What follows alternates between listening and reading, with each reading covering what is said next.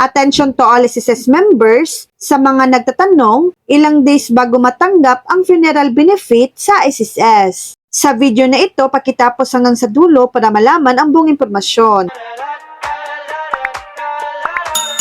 Pag-usapan natin kung ilang days bago matanggap ang funeral benefit sa SSS. Ang tagal ng pagproseso ng SSS funeral benefit ay maaring mag-iba, depende sa ilang mga kadahilanan. Una, completeness ng dokumento. Kung kumpleto at tama ang lahat ng naisubmit na dokumento, mas mabilis ang proseso. Pangalawa, verification. Kailangan ding i-verify ng SSS ang impormasyon na iyong isubmit. Pangatlo, backlog. Minsan, may backlog sa SSS, kaya maaaring maantala ang pagproseso. Tinatayang tagal, sa pangkalahatan, ang pagproseso ng SSS funeral benefit ay maaring tumagal ng 1 to 2 months. Ito ay tinatayang tagal kung kumpleto ang lahat ng iyong dokumento at walang komplikasyon sa iyong kaso. Paano naman mapabilis ang pagproseso? Una, kumpletong dokumento. Siguraduhin kumpleto at tama ang lahat ng iyong naisubmit na dokumento. Pangalawa, follow-up.